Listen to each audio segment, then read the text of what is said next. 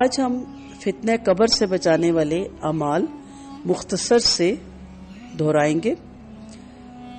فتنہ قبر سے مراد منکر نکیر کے سوالات بھی ہیں اور قبر کا عذاب بھی ہے، لہذا فتنہ قبر سے محفوظ رہنے کا مطلب یہ ہے کہ کوئی شخص منکر نکیر کے سوالات اور عذاب قبر دونوں چیزوں سے محفوظ رہے۔ فتنہ قبر سے محفوظ رہنے کا مطلب یہ بھی ہو سکتا ہے کہ منکر نکیر سوال کرے، لیکن اللہ تعالیٰ اپنے فضل و کرم سے اس بندہ مومن کو ثابت قدم رکھے اور اس کے بعد اپنے فضل و کرم سے اس کے قابل عذاب گناہوں سے درگزر فرما کر اسے عذاب قبر سے محفوظ رکھے۔ اللہ تعالیٰ ہمیں ان لوگوں میں شامل کرے، آمین۔ فتنہ قبر سے محفوظ رکھنے والے چند اعمال آپ کو بتاتی جاؤں۔ شہادت کی موت بڑا وسیع مفہوم رکھتے ہیں۔ ارشاد نبوی ہے صلی اللہ علیہ وآلہ وسلم، اللہ کی راہ میں جان دینا انسان کو فتنہ قبر سے محفوظ رکھے گا۔ نسائی کی یہ روایت ہے۔ شہادت کے بہت سے درجے، بہت سے طریقے، یہاں تک کہ اگر کوئی دین کے ہی کام میں مصروف ہے، حدیثوں کا مفہوم ہے یہ، اس کی اشاعت میں، اس کے قرآن کے پہنچانے میں، اس کی پبلشنگ میں، پبلشر کے کام میں، کسی بھی دین کے کام میں اللہ کی راہ بہت وسیع ہے اور وہ اس کی راہ میں لگا ہے، تو اس کو اگر اپنے بستر میں، اپنے کمرے میں بھی موت آتی ہے نا، تو حدیث کے مفہوم اور معنی کے مطابق اسے شہادت کا درجہ دیا جائے گا۔ باقی آپ جانتے ہیں شہید اپنے خون سے گواہی دیتا ہے اللہ کے دین کی۔ دوسری چیز ہے مراتب آپ قرآن میں پڑھ رہی ہیں، کچھ پڑھ چکے ہوں گے، کچھ جو ابھی گروپ چل رہے ہیں۔ اسلامی ریاست کی سرحدوں یا لشکر اسلام کی حفاظت کے لیے پہرا دینا، یہ عمل بھی فتنہ قبر سے محفوظ رکھنے والا ہے۔ ترمذی کی روایت اور بڑی اس کی فضیلت ہے۔ تیسرا ہے سورۃ ملک کی بکثرت تلاوت۔ ارشاد نبوی ہے صلی اللہ علیہ وسلم، سورۃ ملک عذاب قبر سے رکاوٹ ہے۔ حاکم کی یہ روایت تھی۔ احمد ترمذی میں آتا ہے، یاد رہے کہ نبی کریم صلی اللہ علیہ وسلم روزانہ سونے سے قبل سورۃ ملک کی تلاوت فرمایا کرتے تھے۔ آپ جب کریں تو اس سے پہلے اس کا ترجمہ ضرور یاد کر لیں اور اس کی تفسیر ضرور پڑھ لیں، آپ کو مفہوم پتہ چلے کہ کیوں پڑھ کے سوتے تھے اور کیوں پڑھنی چاہیے اور کیوں یہ ہمارے لیے عذاب قبر سے رکاوٹ ہے۔ یہ ایک الگ موضوع ہو گیا، یہاں ہم اس موضوع کو نہیں چھیڑ سکتے، لیکن صرف پڑھ لینے سے نہیں، اس کا مطلب اور میننگز اور اس کے ترجمہ اور تفسیر بھی معلوم ہونا چاہیے۔ پھر تلاوت قرآن مجید بھی عذاب قبر سے محفوظ رکھنے والا عمل ہے۔ طبرانی کی روایت ہے، بہت فضیلتیں ہیں اس کی۔ قبر میں بھی آئے گا، نشیم بن کے آئے گا، پھر حشر کے میدان میں بھی سایہ کرے گا، قیامت کے دن بھی، یعنی ہر موقع پہ آپ کا سفارشی ہوگا اور بہت اعزاز دیے جائیں گے ایسے اس کے پڑھنے والے کو۔ حافظ قرآن کو تاج، اس کے ماں باپ کے سر پہ تاج، ان کے ماں باپ کو جنت، ان لمیٹڈ اس کے فضائل ہیں، جس میں میری ایسی ہزارہ عمریں بھی ہونا اور ہزاروں عمریں میں لگا دوں تو بھی اس کی قرآن کی فضیلتیں بیان کرنے سے قاصر ہوں گی۔ مسجد کی طرف اٹھنے والے قدم، مسجد کی طرف چل کر جانے والے قدم بھی انسان کو فتنہ قبر سے محفوظ رکھتے۔ طبرانی کی روایت ہے۔ مردوں کو تو 5 وقت نماز پڑھنی چاہیے، فرض ہے ان پہ۔ مسجد میں بغیر عذر کے ان کی نماز گھر میں قبول نہیں ہوتی اور عذر آپ سب جانتے ہیں۔ خواتین کو بھی اگر سہولت ہے، آسانی ہے، ان کے علاقے فتنوں سے محفوظ ہیں اور ان کے مرد حضرات ان کو اجازت دیتے ہیں تو وہ جمعہ پڑھنے ضرور جایا کریں، تاکہ اس میں بھی ہمارا حصہ ڈل جائے اور اللہ تعالیٰ ہمیں فتنہ قبر سے محفوظ رکھے۔ پھر نماز، روزہ، زکوٰۃ، نفلی صدقہ، نفل نماز، صلہ رحمی، لوگوں کے ساتھ نیکی کرنا، بہت سے ایسے اعمال ہیں۔ جنت میں لے جانے والے اعمال الگ اس کا آپ کو لیکچر دوں گی، کیونکہ اس میں ہم اس موضوع کو چھیڑ بیٹھے تو ہم اپنے اصل موضوع سے ہٹ جائیں گے۔ آپ صلی اللہ علیہ وسلم کا ارشاد مبارک ہے کہ قبر میں جب عذاب کا فرشتہ سر کی طرف سے آتا ہے تو نماز کہتی ہے کہ اس طرف سے راستہ نہیں، کسی دوسری طرف سے آؤ۔ فرشتہ میت کے دائیں طرف سے آتا ہے تو روزہ کہتا ہے اس طرف سے راستہ نہیں، کسی دوسری طرف سے آؤ۔ پھر فرشتہ بائیں طرف سے آتا ہے تو زکوٰۃ کہتی ہے اس طرف سے راستہ نہیں، کسی دوسری طرف سے آؤ۔ پھر فرشتہ پاؤں کی طرف سے آنے لگتا ہے تو دوسری نیکیاں مثلا صدقہ، خیرات، صلہ رحمی اور لوگوں کے ساتھ احسان وغیرہ کہتا ہے ادھر سے راستہ نہیں، کسی دوسری طرف سے آؤ۔ ابن حبان روایت کرتی ہے۔ مذکورہ بالا اعمال کے علاوہ بھی بہت سے اعمال ہمیں ملتے ہیں جو عذاب قبر سے نجات کا باعث بنتے ہیں، مثلا جمعے کی رات یا جمعے کے دن کی وفات، پھر پیٹ کی بیماری کی وفات۔ اب یہ دونوں انسان کے اپنے بس میں نہیں ہے، ڈوب کے مرنا، بہت کچھ ہے، لیکن یہ یاد رکھیے گا کہ توحید پر قائم رہنے والا وہ شخص ہو۔ دین اسلام کے تمام احکام ایک دوسرے کے ساتھ اس طرح جڑے ہوئے ہیں کہ انہیں ایک دوسرے سے الگ کر کے کوئی نتیجہ ہم نہیں نکال سکتے، اور نکالیں گے تو غلطی کریں گے۔ اور یہی ہوا کہ ہم نے کہہ دیا کہ خدا بخشنے پہ آئے تو گناہگاروں کو بخش دے، نہ بخشے تو پرہیزگاروں کو نہ بخشے، خدا نہ خواستہ، نعوذ باللہ۔ یہ باتیں ہم نے اسی لیے آخذ کی کہ ہماری دین سے دوری ہے، دین آپس میں جڑے ہوئے ہیں، ایک کی کڑی ہے۔ مثلا اگر کوئی شخص جمعے کی رات یا جمعے کے دن فوت ہو لیکن تارک نماز ہو تو اس کے لیے جمعے کے دن یا رات فوت ہونا نفع بخش ثابت نہیں ہوگا، اور اسی طرح توحید پہ نہ چلتا ہو، اللہ کے ساتھ شرک اکبر کرتا ہو، شرک اصغر بھی دونوں، یہ اس کے لیے نفع بخش نہیں ہوگا۔ نفع بخش اس کے لیے ثابت ہوگا جو ارکان اسلام کا پابند ہو، والدین، بیوی بچوں اور دیگر عزیز و اقارب کے حقوق ادا کرنے والا ہو، حلال اور حرام میں تمیز کرنے والا ہو، اور دیگر معاملات میں بھی اللہ اور اس کے رسول صلی اللہ علیہ وآلہ وسلم کی اطاعت کرنے والا ہو۔ اور اسی طرح اگر کوئی شخص روزانہ سورۃ ملک کی تلاوت کرے لیکن فرائض کا تارک ہو، سودی کو کاروبار کرتا ہو اور دیگر کبائر میں ملوث ہو تو ایسے شخص کو محض سورۃ ملک کی تلاوت عذاب قبر سے کیسے بچائے گی؟ جو اعمال ہم ذکر کر رہے ہیں اور بہت سے اعمال ہیں، مطلب یہ ہے کہ جو شخص فرائض اسلام کا پابند ہے، کبائر سے بچنے والا ہے، ہر معاملے میں اللہ اور اس کے رسول کی پیروی کی کوشش کرتا ہے، اور اس کے بعد مذکورہ اعمال میں سے کوئی ایک یا ایک سے زیادہ اعمال کی طرف سے بہت زیادہ رغبت رکھتا ہے، مثلا نفل نماز بہت زیادہ ادا کرتا ہے، نفلی روزے بہت زیادہ رکھتا ہے، صلہ رحمی بہت کرتا ہے، اللہ کی راہ میں بہت زیادہ انفاق کرتا ہے، صدقہ، تو ایسے آدمی کے لیے وہ ایک عمل یا ایک سے زائد انشاءاللہ فتنہ قبر سے نجات کا باعث بنے گا انشاءاللہ۔ دین کے معاملے میں انسان کسی طرح شیطان کے دھوکے اور فریب میں مبتلا ہے، اس کا اندازہ ہر آدمی اپنے اپنے دنیاوی معاملات سے بآسانی لگا سکتا ہے۔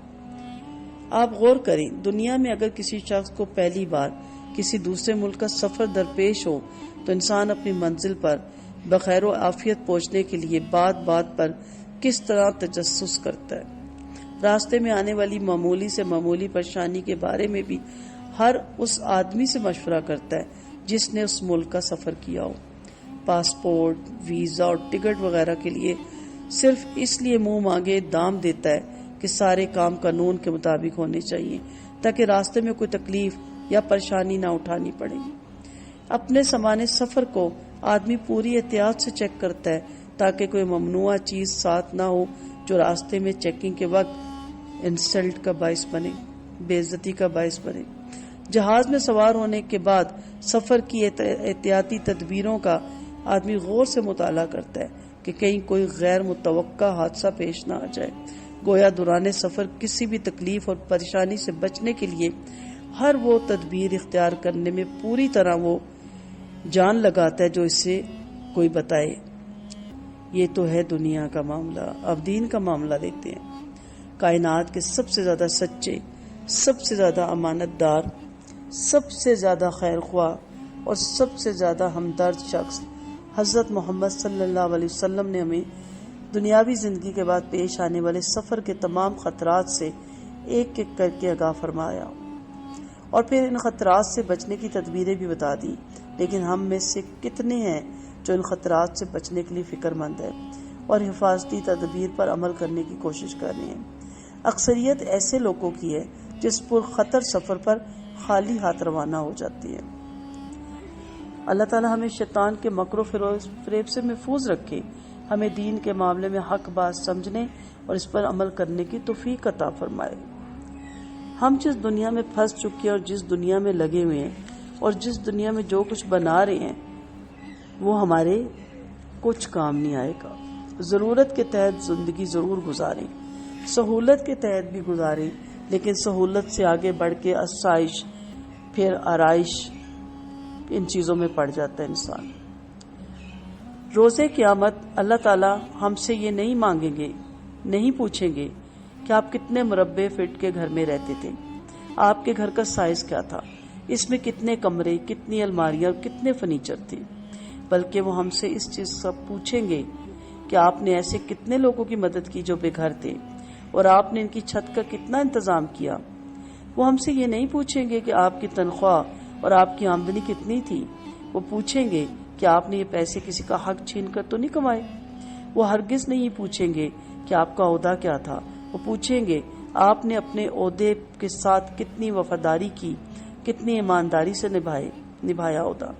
اللہ ہم سے یہ بھی نہیں چاہیں گے کہ ہمارے پاس کون سی کمپنی کی کون سی ماڈل کی کار تھی.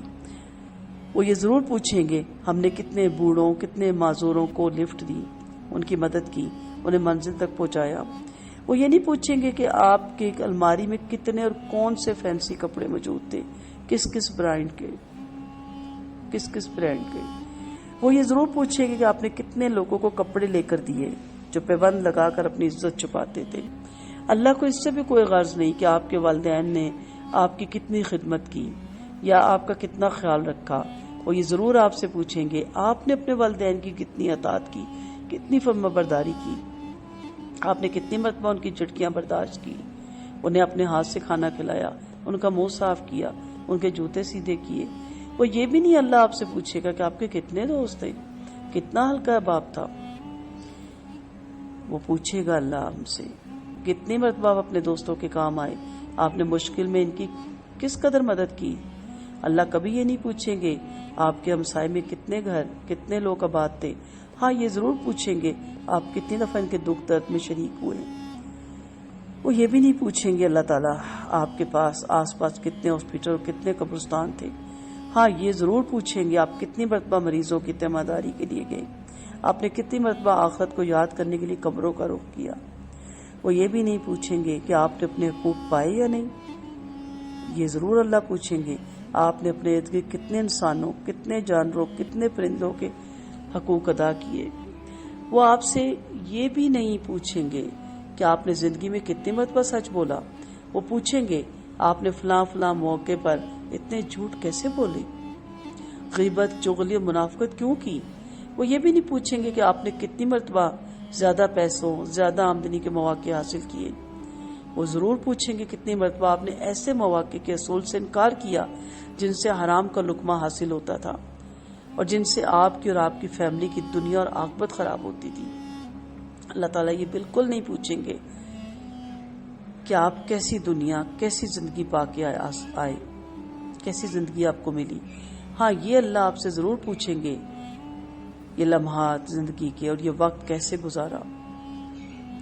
وہ یہ نہیں پوچھیں گے کہ آپ کا بینک بیلنس کتنا ہے، آپ کی تجوری میں کیا تھا، آپ کے پاس جیولری کتنی ہے.